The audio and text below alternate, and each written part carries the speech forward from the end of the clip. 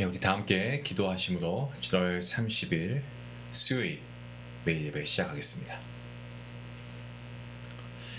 복의 근원이시고 생명의 근원이신 하나님, 오늘도 우리를 주님께서 예배 자리에 불러주시고 함께 하나님의 말씀을 나누게 하시니 감사합니다.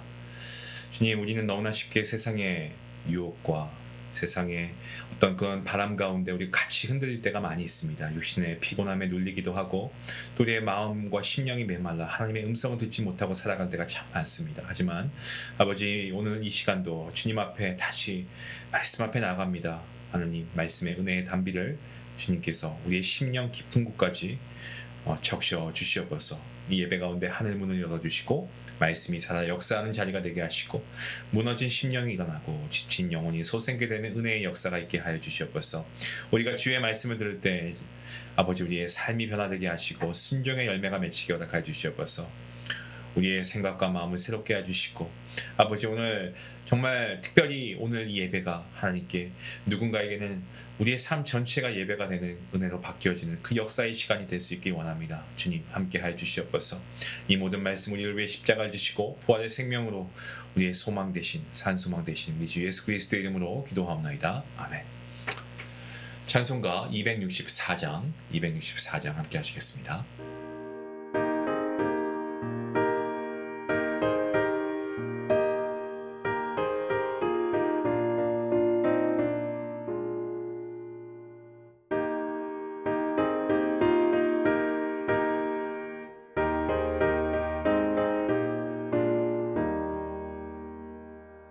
정결하게 하는 셈이 나의 앞에 있도다.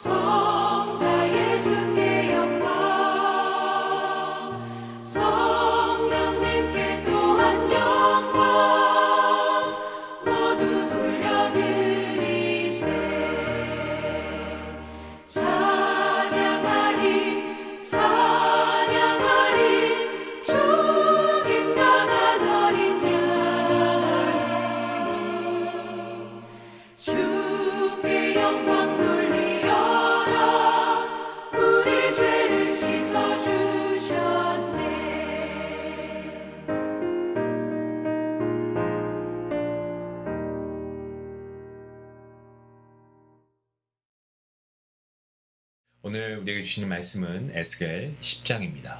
1절부터 8절까지의 말씀. 우리 함께 8절 말씀인데요. 함께 읽도록 하겠습니다. 1절입니다. 이에 내가 보니 그룹들 머리 위 궁창에 남보석 같은 것이 나타나는데 그들 위에 보좌의 형상이 있는 것 같더라.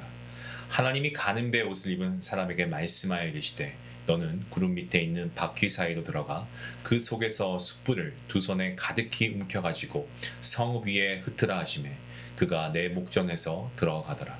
그 사람이 들어갈 때에 그룹들은 성전 오른쪽에 서 있고 구름은 안뜰에 가득하며 여호와의 영광이 그룹에서 올라와 성전 문지방에 있니 구름이 성전에 가득하며 여호와의 영화로운 광채가 뜰에 가득하였고 그룹들의 날개 소리는 바깥 뜰까지 들리는데 전능하신 하나님이 말씀하시는 음성 같더라. 하나님이 가는 베옷을 입은 자에게 명령하시기를 바퀴 사이 곧 그룹들 사이에서 불을 가져가라 하셨으므로 그가 들어가 바퀴 옆에 서매 그 그룹이 그룹들 사이에서 손을 내밀어 그 그룹들 사이에 있는 불을 집어가는 베옷을 입은 자의 손에 주매 그가 받아가지고 나가는데 그룹들의 날개 밑에 사람의 손 같은 것이 나타나더라. 아멘. 오늘 에스겔 10장입니다. 하나님의 임재하심과 그리고 하나님의 영광이 성전을 떠나는 장면, 이것을 중심으로 예루살렘의 심판과 관련된 영적 어떤 실체 이런 것이 드러나게 되는 아주 비극적인 그러한 내용이지만 또 중요한 본문의 말씀입니다. 에스겔 10장 여기서는 하나님의 거룩하심과 공의 그리고 이 인간들의 이 죄악에 대한 하나님의 진노하심이 얼마나 심각한가를 강하게 증언하고 있습니다. 에스겔은 하나님의 영광이 그룹들 머리 위에 머물러 있는 장면을 보게 됩니다. 그룹들 위에 궁창은 어떻습니까? 하늘을 상징하고요. 그 위에 사파이어 같은 남보석 형상의 보좌가 나타납니다. 이 보좌는 하나님의 통치하심과 임재 이것을 상징합니다. 하나님께서는 천사들보다 높으시고 하늘보다 높으시고 세상의 그 어떤 곳과 비교조차 할 수 없는 전능자 하나님이십니다. 주권자이십니다. 이 보좌라고 했을 때 보좌는 에스겔 처음 시작하는 1장에서 보았던 그 환상의 연속이기도 하고 하나님께서 여전히 심판의 보좌에 앉아 계신다라는 사실을 보여주는 말씀입니다. 하나님께서는 가는 베옷을 입은 사람에게 이 그룹들 아래에 있는 바퀴 사이에서 숯불을 가져오라고 명령하십니다. 그 숯불은 심판의 도구인데 예루살렘 성읍 위에 흩어져야 했습니다. 이것은 단순한 형벌이 아니고 어떤 정화 그리고 소멸의 의미를 지닌 하나님의 거룩한 심판입니다. 죄악으로 오염된 예루살렘은 이제 하나님의 말씀으로 정결하게 되지 않았습니다. 그래서 불로 심판을 받아야 할 때에 이르게 된 겁니다. 이 말씀은 우리에게도 경고가 되는 말씀입니다. 말씀으로 우리 자신을 깨끗이 하지 않으면 언젠가 심판의 불이 임할 수 있다는 거죠. 베옷을 입은 사람, 그 사람이 명령에 따라서 그룹들 사이로 들어갈 때 성전은 어떻습니까? 성전에 하나님의 임재의 상징인 구름으로 성전이 가득 차게 되고요. 그리고 뜰은 여호와 하나님의 광채로 가득했다라고 말씀하고 있습니다. 또한 이 그룹들의 날개 소리가 이 바깥 뜰에까지 울려 퍼졌다라고 되어 있고 그 소리가 마치 전능하신 하나님의 음성 같았다라고 묘사하고 있습니다. 이러한 모든 묘사가 하나님의 임재가 얼마나 거룩하고 하나님의 임재하심이 얼마나 장엄한가를 강조하고 있는 묘사입니다. 또한 동시에 이것은 하나님이 곧 떠나시게 된다. 하나님의 떠나심이 임박했다라는 것을 알리는 엄숙한 신호이기도 합니다. 하나님께서는 다시 베옷 입은 사람에게 이 불을 가져오라고 명령하시고요. 6절과 7절 말씀을 보시면 한 그룹들 사이에서 손을 내밀어 가지고 이 숯불을 그에게 건네줍니다. 자, 이것은 단순한 환상이 아니고 실제적인 심판의 집행을 상징합니다. 그러니까 하나님의 명령은 반복되고 그 실행은 분명하고 정확하게 이루어진다는 거죠.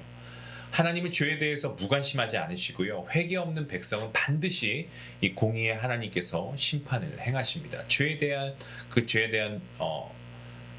대가를 분명히 물으시죠.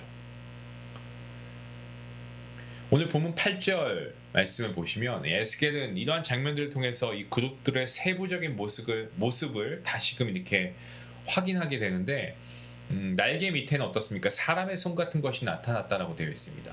자, 이것은 뭐냐면 하나님의 사역이 단순히 초월적인 것만이 아니고 실제적인 것이고 그리고 역사 가운데 구체적으로 이루어진다라는 사실을 보여주는 대목입니다.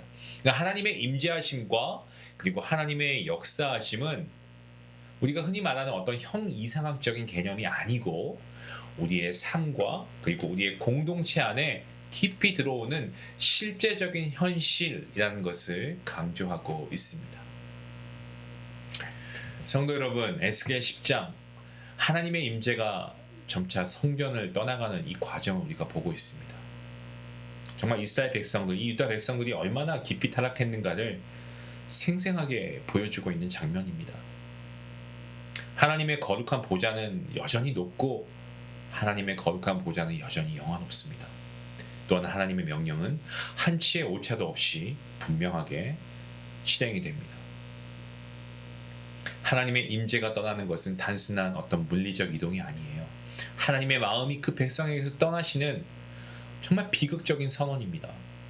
죄를 짓는데 계속 그 죄를 짓고 또 짓고 죄를 반복하면서 회개하지 않고 하나님의 임재하심을 가볍게 여기는 자들에게는 결국 하나님의 영광이 떠날 수밖에 없다는 정말 너무나 두려운 말씀입니다. 사랑하는 중앙가족 여러분, 우리는 하나님의 거룩한 성전으로 부름받았습니다.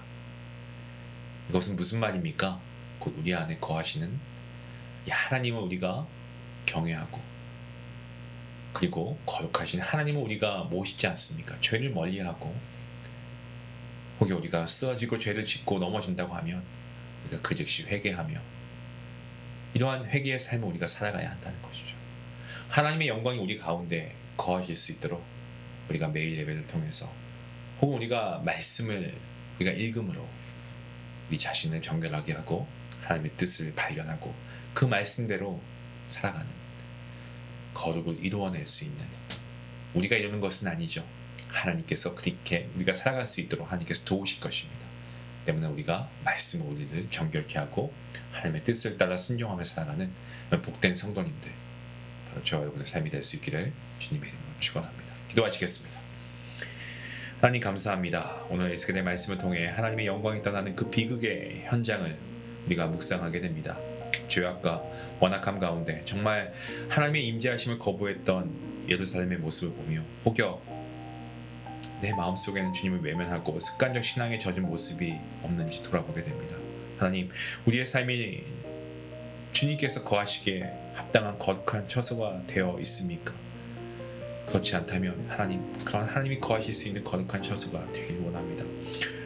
항상 우리 가운데 함께 하시는 하나님, 우리의 마음 가운데 항상 좌정하실 수 있도록 우리가 거룩하신 하나님을 우리 안에 모시고 있으니 우리가 날마다 회개하며 주님의 말씀으로 정결하게 될 수 있기를 간절히 원하오니 주님 함께 해주시고 말씀으로 우리 안에 숨어있는 죄를 비추어 주시고 성령의 불로 태우시고 하나님의 영광이 떠나지 않는 우리 모든 성도들과 우리 가정이 되게 허락하여 주시옵소서. 감사하며 예수님의 이름으로 기도합니다. 아멘. 하나님의 임재가 거하실 수 있도록 내 삶의 성전을 우리가 한번 점검했으면 좋겠습니다. 그리고 우리 마음의 성전을 우리가 좀 정결하게 하면 좋겠습니다. 나의 삶 가운데 하나님의 영광이 거하시기에 불편함이 느껴질 만한 그러한 영역이 있는지 한번 우리가 정직하게 한번 돌아보고 우리가 하나님의 말씀을 통해서 우리가 이러한 거룩하지 않은 것들을 계속해서 우리가 내어보낼 수 있기 원합니다. 뭐 스마트폰이든 뭐 언어의 습관이든 은밀한 죄이든 여러분 하나님은 다 아십니다. 우리가 하나님 앞에 회개하시고 거룩한 하나님을 우리가 정말 모실 수 있는 그러한 하나님의 거룩한 처소가 모두가 될 수 있기를 원합니다. 우리 말씀 생각하시면서 함께 기도하시겠습니다.